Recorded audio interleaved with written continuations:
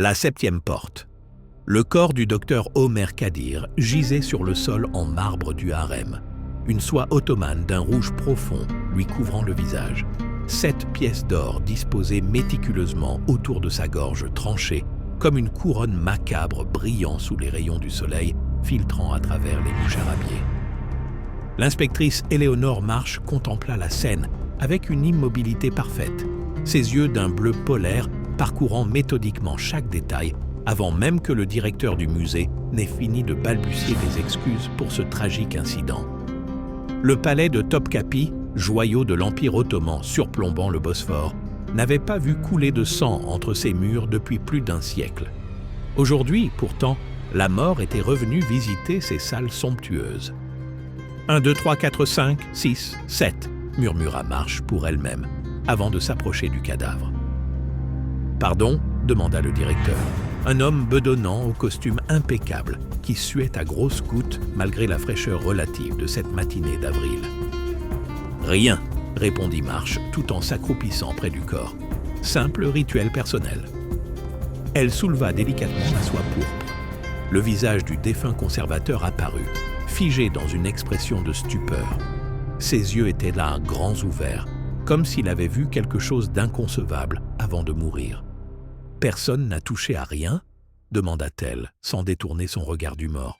« Absolument personne, inspectrice Marsh, » assura le directeur. « Dès que le corps a été découvert par le gardien de nuit, nous avons verrouillé la pièce et contacté les autorités, qui nous ont conseillé de vous appeler directement, compte tenu de la nature particulière du crime. » Marsh hocha imperceptiblement la tête, reconnaissante que ses instructions aient été suivies.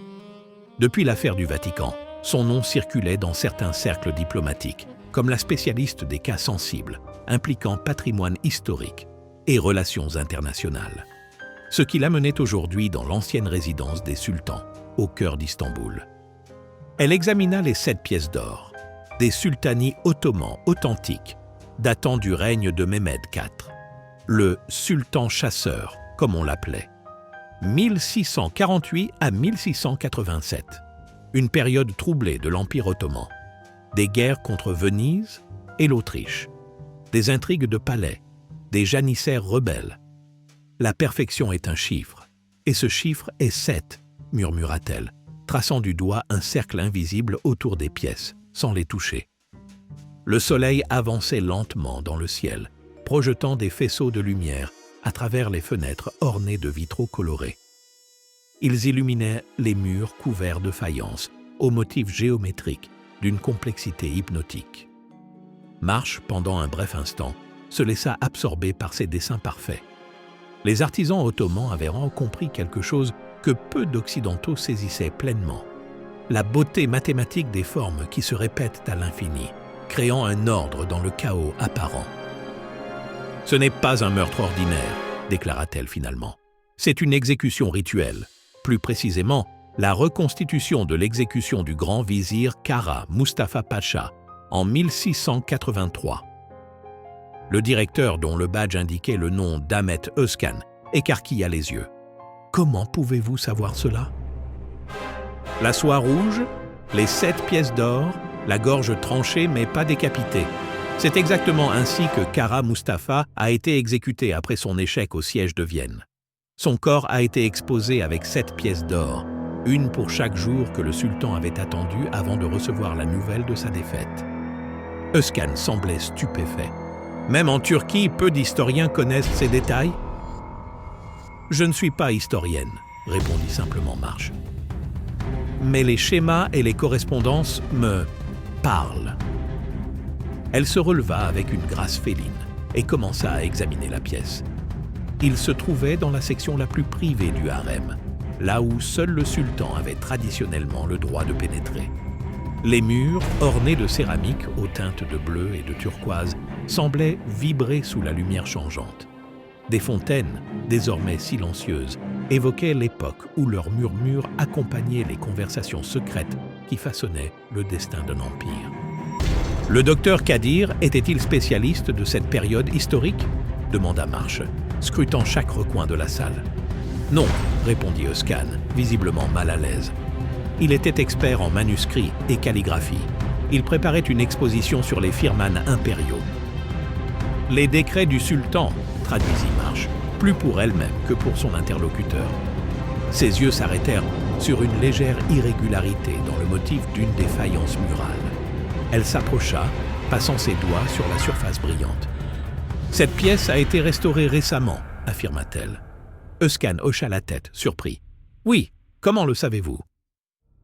La texture est différente, plus lisse, et le bleu est infinitésimalement plus brillant. Elle appuya légèrement sur le carreau, qui pivota, révélant une petite cavité dans le mur. À l'intérieur se trouvait un petit carnet relié en cuir usé. « Une cachette secrète », murmura Marsh. « Typique de l'architecture ottomane. Les palais regorgeaient de passages dérobés et de compartiments secrets pour les espions du sultan. Les oreilles du palais, comme on les appelait. » Elle s'empara délicatement du carnet, l'ouvrit et commença à parcourir les pages couvertes d'une écriture serrée, en turc ottoman et en anglais. « Ce sont les notes personnelles du docteur. Kadir, expliqua-t-elle. Il avait découvert quelque chose. Quelque chose sur la 7e porte. « La 7e porte !» répéta Özcan, perplexe. « Topkapi n'a que 4 cours et plusieurs portes, mais je n'ai jamais entendu parler d'une 7e. » Marsh leva soudain la tête, son regard accroché par un nom familier sur l'une des pages. « Marsh, murmura-t-elle. Edward Marsh. »« Pardon ?» Il mentionne un certain Edward Marsh, un archéologue britannique qui aurait travaillé à Topkapi dans les années 80. Elle tourna une page, puis une autre, son visage habituellement impassible trahissant une émotion contenue. « Edward Marsh était mon père », révéla-t-elle finalement. Özcan la regarda avec stupéfaction.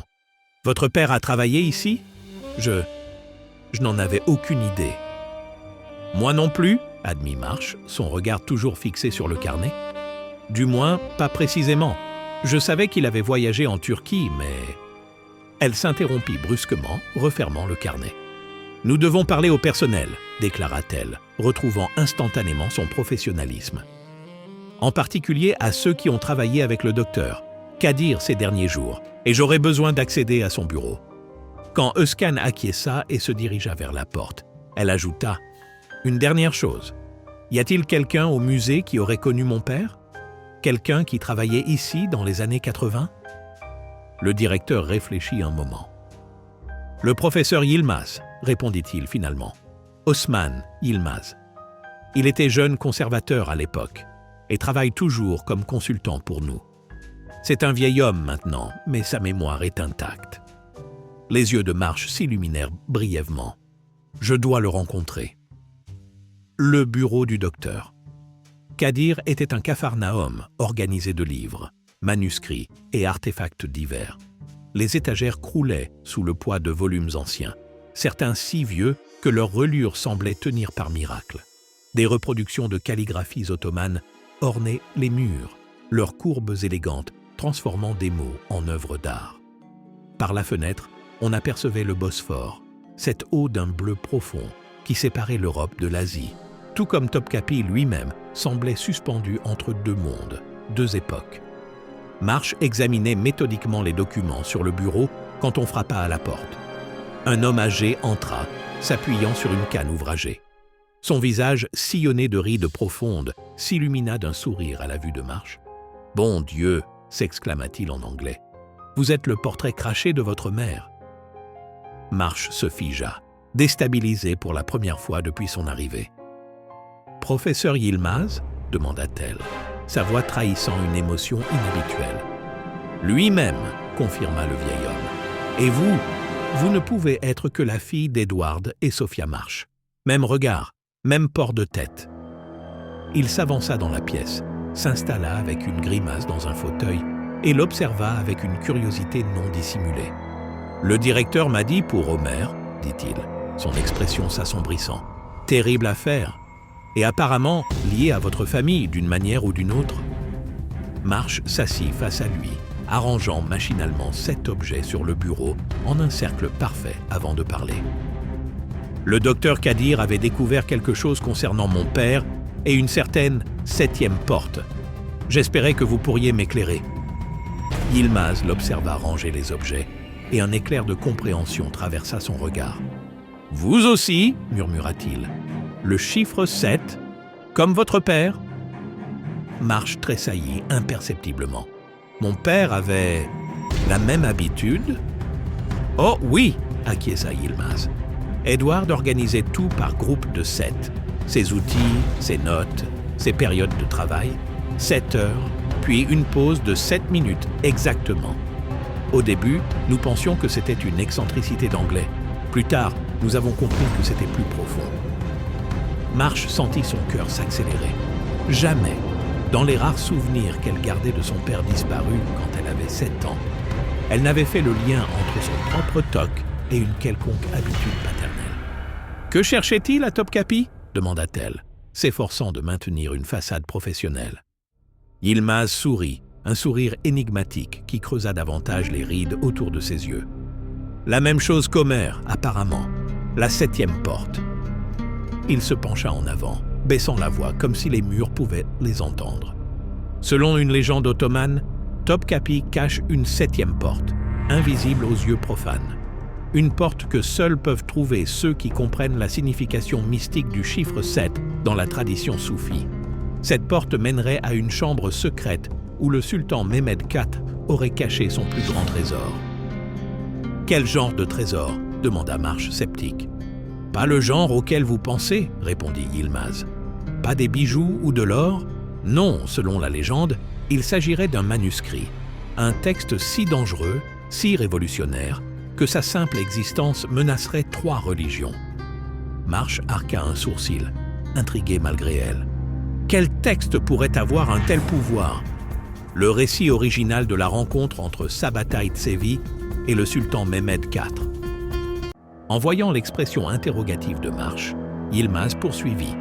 Sabbatai Tsevi était un juif mystique qui s'est proclamé Messie au XVIIe siècle, attirant des milliers de disciples à travers l'Europe et l'Empire ottoman. Quand il fut arrêté et conduit devant le sultan, celui-ci lui donna un choix: se convertir à l'islam ou mourir. Tsevi choisit la conversion, brisant le cœur de ses fidèles. Il fit une pause, vérifiant que Marsh suivait son récit. Mais selon certaines sources, ce qui s'est réellement passé dans la chambre d'audience était tout autre. Certains prétendent que Tsevi aurait révélé au sultan une vérité mystique si profonde qu'elle transcendait les frontières entre judaïsme, christianisme et islam. Une révélation qui, si elle devenait publique, pourrait unir les 3 religions ou les détruire. Marsh considéra cette information, son esprit analytique cherchant la logique derrière la légende. « Et mon père croyait à cette histoire. » « Votre père avait trouvé des preuves, » affirma Yilmaz. « Des références dans des documents officiels, des incohérences dans les récits historiques. Et surtout, il avait découvert un motif récurrent dans l'architecture du palais. 7 points formant une constellation, répétés dans les motifs des carreaux, dans la disposition des fontaines, dans l'organisation des jardins. » Il se leva péniblement et se dirigea vers une carte du palais accrochée au mur. Si l'on relie ces 7 points, ils forment une étoile pointant vers un endroit précis dans le harem.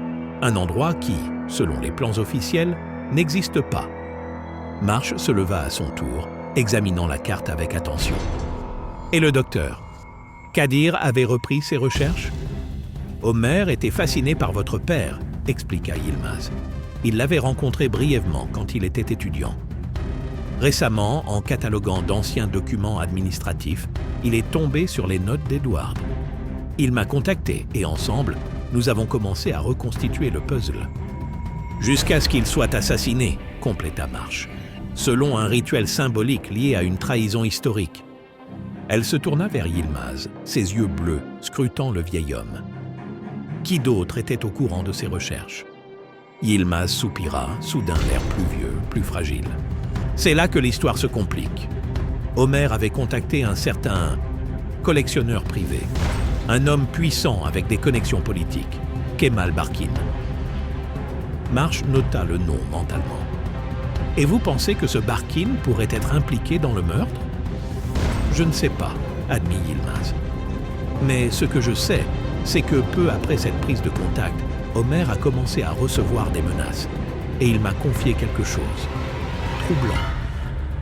Il hésita, comme s'il pesait soigneusement ses prochaines paroles.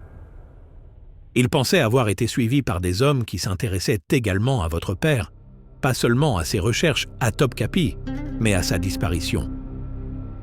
Marsh sentit un frisson parcourir son échine. Ma mère m'a toujours dit que mon père était mort dans un accident en Égypte. Peut-être, répondit doucement Yilmaz, ou peut-être pas. Omer semblait penser que la vérité était plus complexe. Un silence s'installa, uniquement troublé par le chant lointain d'un muezzin appelant à la prière depuis une mosquée voisine. Par la fenêtre, le soleil commençait sa descente vers l'horizon, baignant le Bosphore d'une lumière dorée qui rappelait l'âge d'or de l'Empire ottoman, quand Topkapi était le centre d'un monde s'étendant sur 3 continents. « Je dois voir cet endroit », déclara finalement Marsh, « le point où converge l'étoile à 7 branches. » Yilmaz hocha lentement la tête. « J'espérais que vous diriez cela, mais nous devrons y aller ce soir, après la fermeture du musée. Ce que nous cherchons se trouve dans une section du harem normalement fermée au public. » Il sortit de sa poche une clé ancienne, ornée de motifs géométriques complexes. « Omer m'a donné ceci la veille de sa mort. Il disait que c'était la clé de la 7e porte. Si elle existe vraiment, nous le saurons ce soir. » La nuit enveloppait Topkapi d'un silence feutré, uniquement troublé par le cri occasionnel d'une mouette et le clapotis des eaux du Bosphore contre les murailles du palais. Marsh et Yilmaz progressaient dans les couloirs déserts, leurs pas étouffés par d'épais tapis persans. Leur unique source de lumière était une lampe torche que le vieil homme tenait d'une main tremblante. Les appartements du harem, vidés de leurs visiteurs diurnes, semblaient retrouver leur mystère original. Dans l'obscurité, on pouvait presque imaginer les ombres des concubines et des eunuques glissant silencieusement sur les sols en marbre, portant des secrets aussi lourds que les portes massives qui segmentaient le labyrinthe architectural. « Voici », chuchota Yilmaz, s'arrêtant devant un mur couvert de faïence aux motifs géométriques bleus et turquoise. « Selon les calculs de votre père, la 7e porte devrait se trouver ici. » Il dirigea le faisceau de sa lampe sur le mur, révélant une section où les motifs formaient une étoile à 7 branches, presque imperceptible pour qui ne la cherchait pas spécifiquement. Marsh s'approcha, étudiant attentivement la surface. Ses doigts couraient sur les carreaux, cherchant une irrégularité, un mécanisme caché. Les sultans ottomans étaient passionnés par les mécanismes et les automates, murmura-t-elle. Ils collectionnèrent les horloges et autres merveilles mécaniques européennes. Si cette porte existe, son mécanisme d'ouverture doit être ingénieux. Elle remarqua alors une légère différence de texture sur l'un des carreaux au centre de l'étoile. « La clé !» demanda-t-elle, tendant la main vers Yilmaz. Le vieil homme lui remit l'objet ouvragé. Marsh l'examina sous la lumière de la lampe. 7 branches, 7 gravures différentes. Elle la positionna face au carreau central et, après un moment d'hésitation, appuya fermement. Un déclic à peine audible se fit entendre, suivi d'un grincement feutré. Une section entière du mur pivota lentement vers l'intérieur, révélant un étroit passage. « La 7e porte », murmura Yilmaz, son visage illuminé d'émerveillement. « Votre père avait raison. » Ils pénétrèrent dans le passage, qui débouchait sur une petite pièce octogonale dont le plafond en dôme était incrusté de fragments de miroirs reflétant la lumière de leurs torches en 1000 éclats. Au centre se trouvait un petit coffre en bois de cèdre, orné d'incrustations de nacre formant des motifs calligraphiques. « Le trésor de Mehmed IV !» souffla Yilmaz. Marsh s'approcha du coffre, comptant mentalement jusqu'à 7 avant de l'ouvrir. À l'intérieur, protégé par un tissu de soie, reposait un manuscrit relié en cuir, ses pages jaunies par les siècles. Le récit de la rencontre entre le sultan et sa bataille de Séville, murmura-t-elle, effleurant délicatement la couverture. Mais sous le manuscrit se trouvait autre chose, une enveloppe, visiblement beaucoup plus récente, adressée simplement à Marsh. Les mains légèrement tremblantes, Marsh s'en saisit. « C'est l'écriture de mon père », dit-elle, sa voix habituellement contrôlée, trahissant son émotion. Elle ouvrit l'enveloppe et en sortit une lettre, qu'elle commença à lire à voix haute. « Ma chère Éléonore, si tu lis ceci, c'est que tu as suivi mes traces jusqu'à la 7e porte. Je savais que tu le ferais un jour. Tu as toujours eu cette capacité à voir les motifs, les connexions que les autres manquent. Le chiffre 7 t'appelle, comme il m'a appelé. » Elle s'interrompit, troublée, puis reprit. « Ce que j'ai découvert dans cette chambre va au-delà d'un simple artefact historique. Le manuscrit contient une vérité qui pourrait unir ou diviser des milliards de personnes. Certains tueraient pour le posséder, d'autres pour le détruire. J'ai choisi de le protéger, en attendant que le monde soit prêt. Cette décision m'a coûté cher. J'ai dû vous quitter, ta mère et toi, pour vous protéger.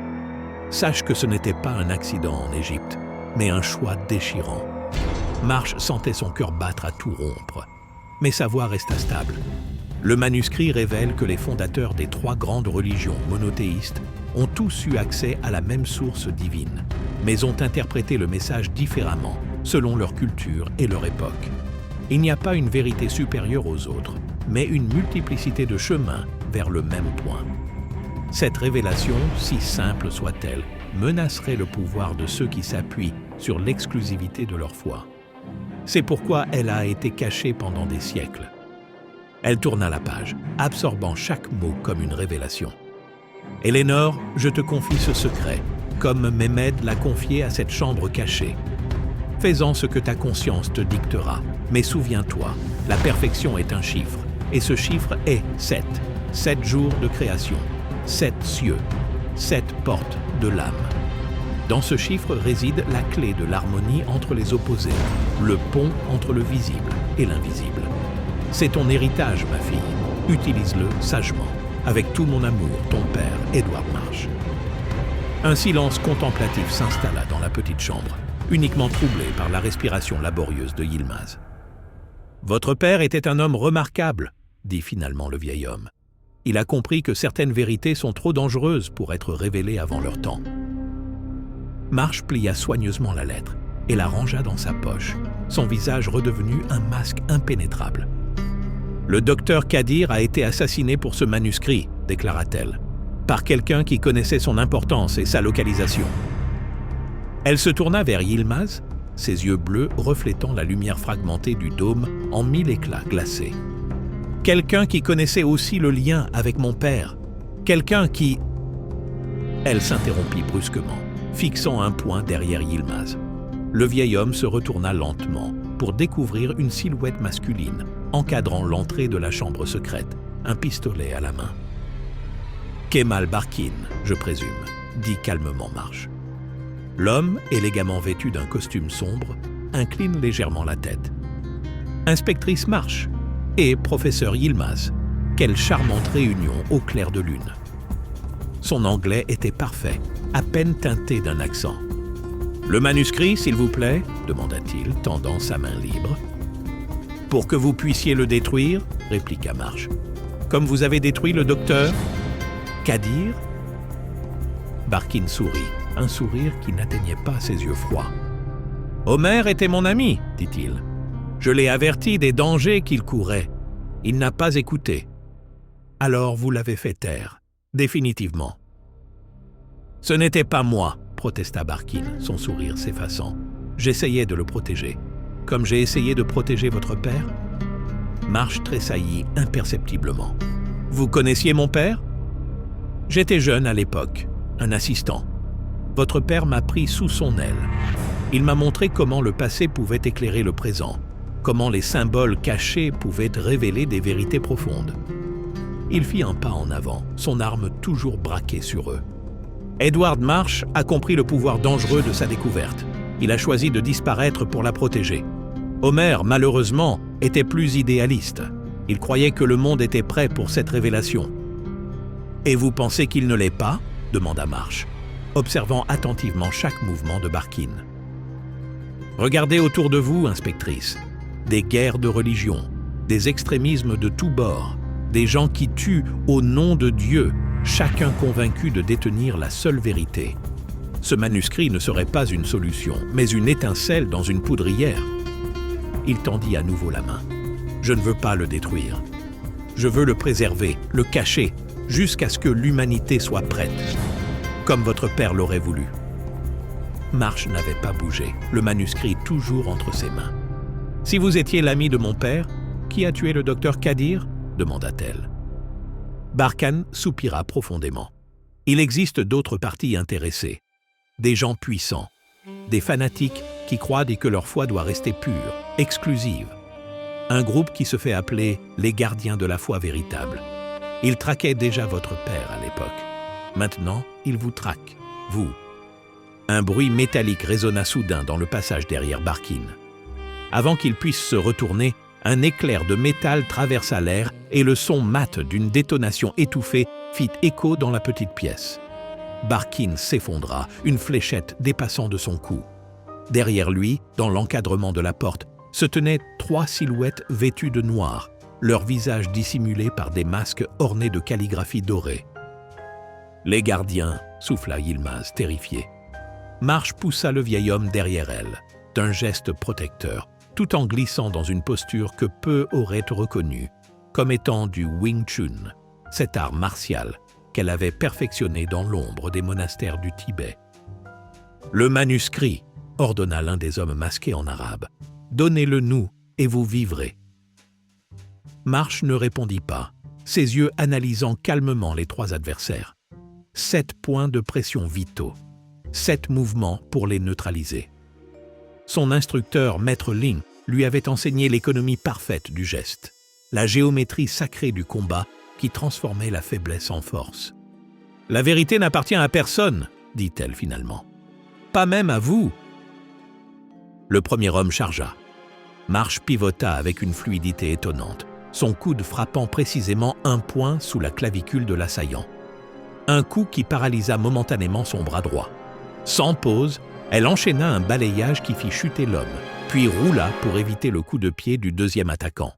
La petite chambre octogonale, avec ses miroirs reflétant la faible lumière, se transforma en un kaléidoscope de mouvements. Marsh semblait danser entre ses adversaires, chaque pas mesuré, chaque frappe calculée. Son toc, habituellement contraignant, devenait un atout, lui permettant de compter instinctivement les distances, les angles, les secondes.